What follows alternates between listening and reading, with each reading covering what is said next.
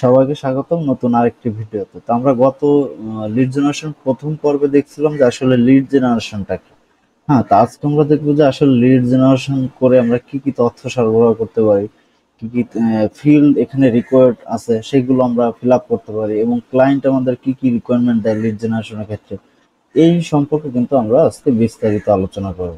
তো ভিডিওর শুরুতে সবাইকে বলে রাখি যে লিড জেনারেশন নিয়ে নতুন যে প্লেলিস্টটা তৈরি হবে, এখানে লিড জেনারেশন সম্পর্কে সকল বিস্তারিত তথ্য থাকবে, এবং লাইভ প্রজেক্ট থাকবে, প্রতিদিন এক একটা করে লাইভ প্রজেক্ট থাকবে যে আপনারা এখান থেকে শিখতে পারেন। হ্যাঁ, সেক্ষেত্রে আপনারা সবাই চ্যানেলটি সাবস্ক্রাইব করবেন, এবং আহ, সবাই কমেন্ট করে জানাবেন আসলে প্রতিদিন কোন ধরনের ভিডিও আপনাদের দরকার।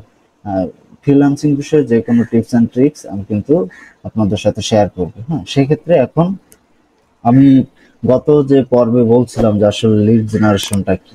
তো এখানে আমি যদি আরেকটু সংক্ষিপ্ত ভাবে বলি, ধরেন আপনার কোনো প্রোডাক্ট বা পণ্য আছে, এখন আপনি সেটা বিক্রির জন্য যে আহ, বিভিন্ন কোম্পানির তথ্য বা পার্সনের তথ্য আপনি কালেক্ট করবেন। হ্যাঁ, সেইগুলোকেই আপনি আপনার এই কোম্পানি বা ব্যক্তির তথ্য যখন আপনি কালেক্ট করবেন আপনার টার্গেটেড পণ্য সেল করার জন্য, তখন সেগুলোকে বলা হবে লিড জেনারেশন করবেন, আপনি তখন লিড কালেক্ট করবেন। হ্যাঁ, এখন আমি আজকে এখন বোঝাতে চাচ্ছি যে আসলে লিড জেনারেশন কি কি তথ্য সরবরাহ করা হয়।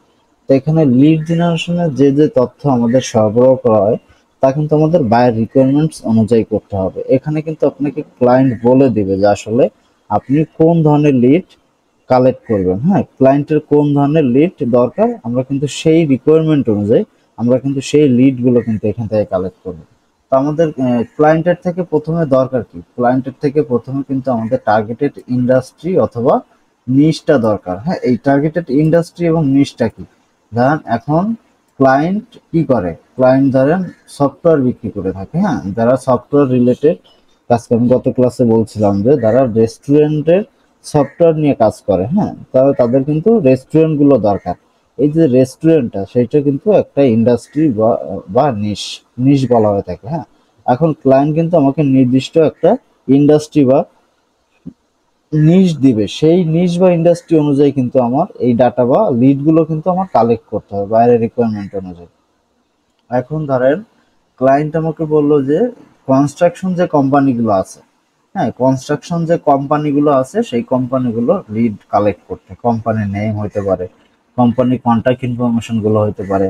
না, এই যে যে আমাকে কনস্ট্রাকশন যে কোম্পানিটা বের করতে হচ্ছে, এর মধ্যে ইন্ডাস্ট্রিটা হবে কি আমার কনস্ট্রাকশন। তার মানে ইন্ডাস্ট্রিটা আমরা সবাই বুঝলাম যে আসলে ক্লায়েন্টের টার্গেটেড ইন্ডাস্ট্রিটা কি, যে নিশের বা যে লক্ষ্যের উপর আমাকে কিন্তু লিড কালেক্ট করতে বলবে সেইটাই কিন্তু আমার টার্গেটেড ইন্ডাস্ট্রি অথবা নিশ হবে। হ্যাঁ, দেন আমাকে কিন্তু টার্গেটেড লোকেশনটাও জানতে হবে ক্লায়েন্টের থেকে, যে আসলে এই যে যে কনস্ট্রাকশন যে কোম্পানিগুলো আছে, এই কনস্ট্রাকশন কোম্পানিগুলো আমি কোন জায়গা থেকে নিব। হ্যাঁ, এখন কনস্ট্রাকশন কোম্পানি তো সারা পৃথিবী জুড়ে আছে। এখন আমি তো বাংলাদেশে থাকি, তার মানে আমি বাংলাদেশ থেকে তো নিব।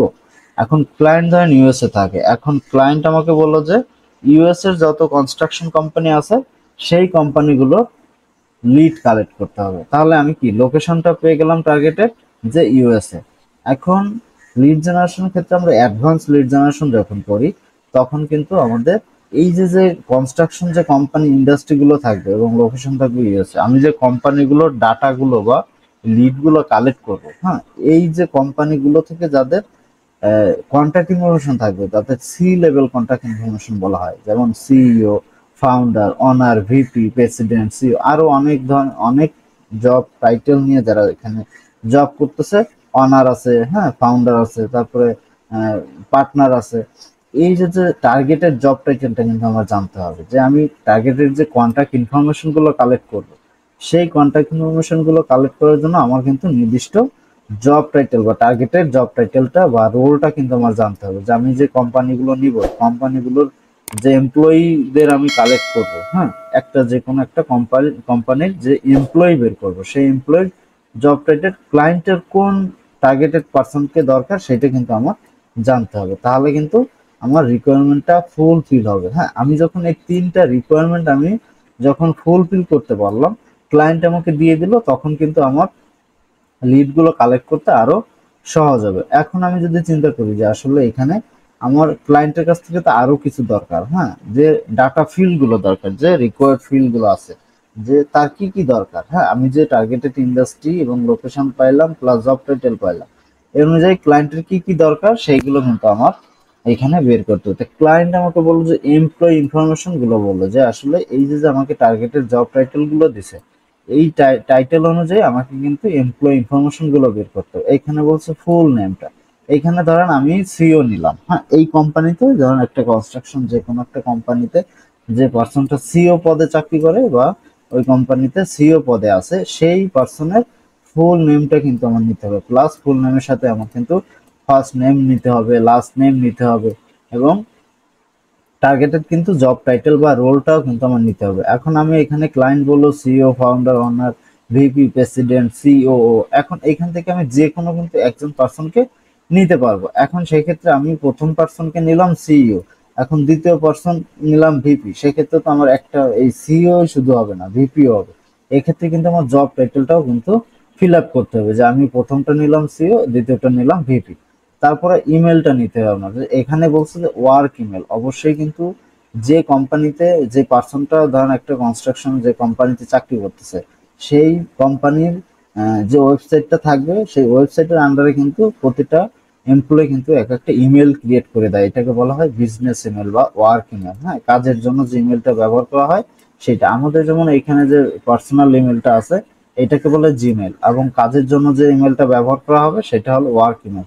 পার্সোনাল লিঙ্কডইন ইউআরএল, তার মানে পার্সোনাল সোশ্যাল মিডিয়া যে লিঙ্কটা থাকবে সেইটা, ফোন নাম্বার পার্সোনাল, এটা যদি যদি এডিশনাল, যদি আপনার রিকোয়ারমেন্টটা আপনি যদি পান সেক্ষেত্রে আপনি দিতে পারেন, বা পার্সোনাল ইমেল, এই দুইটা হলো এডিশনাল ভাবে থাকে। যদি আমরা ক্লায়েন্ট আমাদের একদম বলে দেয় যে আসলে এই দুইটা তার দরকার, সেক্ষেত্রে কিন্তু আমাদের এটা ব্যবহার বের করার জন্য আমাদের কিন্তু অনেক পেইড টুলস এর দরকার হয়, সেক্ষেত্রে কিন্তু আমাদের প্রাইসটাও কিন্তু যে প্রজেক্টের যে প্রাইস সেটাও কিন্তু বেড়ে যায়। এখন আবার এখানে কোম্পানি ইনফরমেশন গুলো কথা বলা হয়েছে, এখানে বলা হয়েছে যে কোম্পানি নেম নিতে হবে, কোম্পানি ওয়েবসাইট, এসকিউ অ্যাড্রেস, মানে এসকিউ মানে headquarters address, business phone number, তার মানে কোম্পানি যে ফোন নাম্বারটা ইউজ করে সেই ফোন নাম্বারটা, বিজনেস ইমেলটা নিতে হবে, মানে কোম্পানির যে ইমেলটা আছে সেইটা, কোম্পানির লিঙ্কডইন ইউআরএল নিতে হবে, কোম্পানি সাইজ, কোম্পানির সাইজটা বলতে কি এখানে এমপ্লয়ি সাইজটা বোঝানো হয়েছে, যে একটা কোম্পানিতে কতজন চাকরি করে বা কত সাইজের এই কোম্পানিটা। ধরেন কোম্পানি সাইজ বিভিন্ন রকম আছে, যে 1 থেকে 10, হ্যাঁ, 11 থেকে 50, 51 থেকে 100, বা 51 থেকে 200, 201 থেকে 500, 501 থেকে 2000, 1000, এই যে যে আপনার সাইজ গুলো, এই সাইজের মধ্যে ধরেন একটা কোম্পানি আছে 1 থেকে 10, হ্যাঁ, এইখানে 1 থেকে 10-এর মধ্যে যে কোনো ধরেন 5 জন ওই কোম্পানি চাকরি করে, সেক্ষেত্রে কিন্তু আপনার কোম্পানি সাইজটা হবে কি 1 থেকে 10। এখন ধরেন একটা কোম্পানিতে চাকরি করে 30 জন, সেক্ষেত্রে কিন্তু এটার কোম্পানি সাইজ হবে 11 থেকে 50, এইটাকে বলা হয় কোম্পানি সাইজ। অ্যানুয়াল রেভিনিউ, তার মানে যে এই কোম্পানিটা বার্ষিক ইনকাম করে কত, হ্যাঁ, এখান থেকে সেইটাই কিন্তু এখানে অ্যানুয়াল রেভিনিউটা বোঝানো হয়েছে।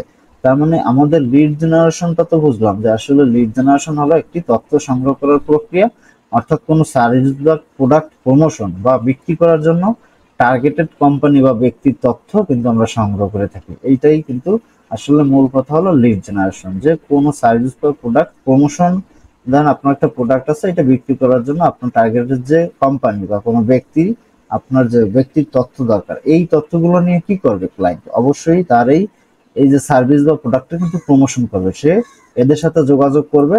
এই যে যে ফিল্ড রেকর্ড গুলো আমরা এমপ্লয়ি ইনফরমেশন গুলো নিলাম, এই যে যে ইমেলটা নিবে বা এই ফোন নাম্বারটা নিবে, হ্যাঁ, কোম্পানি ফোন নাম্বারটা নিবে, এগুলো নিয়ে কিন্তু সে তার প্রোডাক্টে মার্কেটিং করবে, হ্যাঁ, তার যে প্রোডাক্ট গুলো আছে সেই প্রোডাক্টের মার্কেটিং করে সেলস বৃদ্ধি করবে। এইটাই হলো লিড জেনারেশন। আমাদের কিন্তু লিড কালেক্ট করে দিতে হবে ক্লায়েন্ট, এইটা এই লিড গুলো দিয়ে আমরা কিন্তু সবসময় ভ্যালিড লিডই আমাদের প্রদান করতে হবে।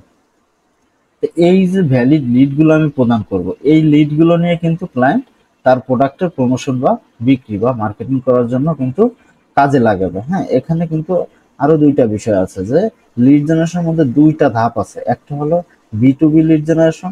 বি2বি মানে কি, business to business lead generation. এখানে business to business lead generation বলতে এখানে হচ্ছে আপনার প্রোডাক্টের নির্দিষ্ট কোনো প্রোডাক্ট আছে, এই প্রোডাক্টের পণ্য বা সেবাসমূহ বিক্রির চূড়ান্ত ব্যবহার করে, অর্থাৎ যে গ্রাহক পণ্য এবং সেবা নিতে প্রস্তুত, না আপনি একটা নির্দিষ্ট ক্যাটাগরি বিজনেস করেন। ধরেন আপনার বিভিন্ন, আপনি কনস্ট্রাকশনে বিজনেস করেন, এখন কনস্ট্রাকশনে বিজনেস করার জন্য আপনার কিন্তু কনস্ট্রাকশনের মধ্যে অনেক সাব ক্যাটাগরি আছে। হ্যাঁ, কেউ এখানে প্লাম্বারের কাজ করতেছে, কেউ এখানে ইলেকট্রিক্যালের কাজ করতেছে। এই যে যে প্রোডাক্টগুলো থাকে, এই প্রোডাক্টগুলো কিন্তু বিভিন্ন সাইডে বা বিভিন্ন কোম্পানিতে কিন্তু এরা সেল করার জন্য, হ্যাঁ, তাদের যে সেবা সেল করার জন্য, বিক্রয় করার জন্য চূড়ান্ত ব্যবহারকারী, তার মানে যে ক্রেতাদের টার্গেট করে, এইটাই হলো বিজনেস। মানে একটা বিজনেস থেকে আরেকটা বিজনেসের সাথে সম্পর্ক করে। হ্যাঁ, ধরেন আপনার একটা বিজনেস আছে, আপনি একবারে অনেক প্রোডাক্ট সেল করবেন আরেকটা ব্যবসায়ীর কাছে, সে কি করবে,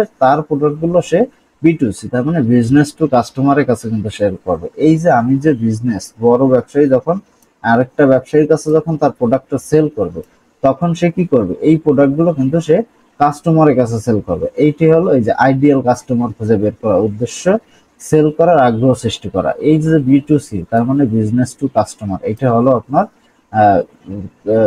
আইডিয়াল কাস্টমার খুঁজে বের করে। এইটাই মূলত আসলে লিড জেনারেশনে আমাদের কি কি দরকার হয়। হ্যাঁ, লিড জেনারেশন আমাদের কি কি তথ্য সংগ্রহ করতে হয়, লিড জেনারেশনের ডাটা ফিল্ড গুলো কি কি থাকে, লিড জেনারেশন কত প্রকার হইতে পারে, এই বিষয়গুলো আমরা যখন নির্দিষ্টভাবে বুঝতে পারবো আসলে লিড জেনারেশনটা কি, এই বিষয়টা আমরা তো গত পর্বেই দেখলাম। তো এই যে বিষয়গুলো, আমি যদি এই বিষয়, টোটাল বিষয়গুলো যদি আমি জানতে পারি যে আমার লিড জেনারেশনে কি কি দরকার, আমি লিড জেনারেশন করে আমি কি করতে পারি, লিড জেনারেশন করে আমার কি হবে, হ্যাঁ, বা ক্লায়েন্ট আমাদের এই লিড গুলো নিয়ে কি করবে, এইগুলো কিন্তু আপনারা যদি বিস্তারিত জানেন, তাহলে কিন্তু আপনার জন্য কাজ করতেও সুবিধা হবে, প্লাস আপনার লিড গুলো কালেক্ট করতে কিন্তু আরো বেশি সহজ হবে। আপনি যখন একটা বিষয় বা একটা স্কিলের উপর দক্ষ হবেন, তখন কিন্তু আপনার সেই স্কিলটা সম্পর্কে জানতে হবে আগে, যে আসলে আমার স্কিলটা কি কাজে লাগে। আপনি যদি সেই কি কাজে লাগে এটা যদি না বুঝেন, তাহলে কিন্তু আপনার নির্দিষ্ট যে ক্যাটাগরি অনুযায়ী আপনি স্কিল ডেভেলপ করবেন, সেই ক্যাটাগরি অনুযায়ী কিন্তু আপনি নির্দিষ্ট কাজ করতে পারবেন না। এই জন্য কিন্তু আপনার আগে জানতে হবে আসলে আমার লিড জেনারেশনটা কি, লিড জেনারেশন করে আমরা কি কি সরবরাহ করতে পারি, বা বায়ার কি কি রিকোয়ারমেন্ট আমাদের দিয়ে থাকে লিড জেনারেশন কাজে, এবং কি কি ডাটা ফিল্ড গুলো আমরা কালেক্ট করি। এইটাই ছিল মূলত আমাদের আজকের দ্বিতীয় পর্বে, লিড জেনারেশনের দ্বিতীয় পর্বের ক্লাস। তো আমি যদি একটু আপনাদের আমার একটা গুগল শিট যদি দেখাই এখানে, যে আসলে লিড জেনারেশন করে আমরা কি কি তথ্য এখানে সরবরাহ, আমি যদি একটা ডকুমেন্টস বা একটা গুগল শিট যদি এখান থেকে দেখাই, দেখেন এখানে কিন্তু আমি একটা ফুল নেম কালেক্ট করতেছি, এখানে তার নামের ফার্স্ট নেম লাস্ট নেম নিচ্ছি, ইমেলটা নিচ্ছি, job title, personal email, website, phone number, company নাম, ধরেন এই দুইটা বাদ দিলাম। হ্যাঁ, এই পর্যন্ত যে আমি লিড গুলো কালেক্ট করতেছি, হ্যাঁ, এইটা কিন্তু হবে আমার এই যে লিড জেনারেশনের কাজের জন্য আমার পারফেক্ট কাজ। হ্যাঁ, ক্লায়েন্ট আমাদের এই রিকোয়ার্ড গুলো যখন আমাদের ডাটা ফিল্ড গুলো কালেক্ট করতে বললো, তখন এই যে 2 নাম্বার রোটা আমি যে ফুল একটা এই যে এ কলাম, বি কলাম, একদম কে কলাম পর্যন্ত যে ডাটা ফিল্ড গুলো আছে, আমি যখন এই 2 নাম্বার রোটায় আমি সম্পূর্ণ ডাটাটা ফিল আপ করলাম, তখন কিন্তু এই একটা ডাটাকে বলা হবে একটা লিড। হ্যাঁ, এবং 3 নাম্বার, 4 নাম্বার, এভাবে আমি যখন নিচে যাব, তখন এই যে 103 নাম্বার পর্যন্ত হবে আমার 102টা লিড করার, 2টা লিড জেনারেশন। তার মানে 1 নম্বরে আছে আমার ডাটা ফিল্ড গুলো, এবং তার থেকে একটা কমে গেলে থাকবে কি 103 থেকে 102টা কিন্তু আমার লিড কিন্তু আমার এখানে কালেক্ট করা হলো। হ্যাঁ, এইটাই আসলে মূলত লিড জেনারেশন কাজ। আসলে আপনি লিড জেনারেশন কাজ, এরপরে নেক্সট ক্লাসে থাকবে আমাদের কিভাবে আমরা targeted niche, targeted location, targeted job title অনুযায়ী আমরা কোম্পানি তথ্যগুলো বের করব, কিভাবে এই কন্টাক্ট ইনফরমেশন গুলো বের করা যায়, বিভিন্ন আদার টুলস, এক্সটেনশন বা বিভিন্ন বিজনেস ডাইরেক্টরি আছে, এগুলো সম্পর্কে কিন্তু আমরা কথা বলবো। সেজন্য আপনারা সবসময় ভিডিওটি স্কিপ না করে সবটুকু দেখবেন, যাতে আপনাদের উপকার হয় এবং এখান থেকে আপনারা যাতে কিছু শিখতে পারেন, প্লাস মার্কেট প্লেসে কাজ করতে পারেন। এটা কাজ করার জন্য মার্কেট প্লেসে ব্যাপক চাহিদা, আপনারা এখান থেকে মার্কেট প্লেসে কাজ করতে পারবেন, প্লাস এখান থেকে কিন্তু ইনকামও করতে পারেন এই লিড জেনারেশন স্কিল ডেভেলপ করে। সবাইকে ধন্যবাদ, সুস্থ থাকবেন।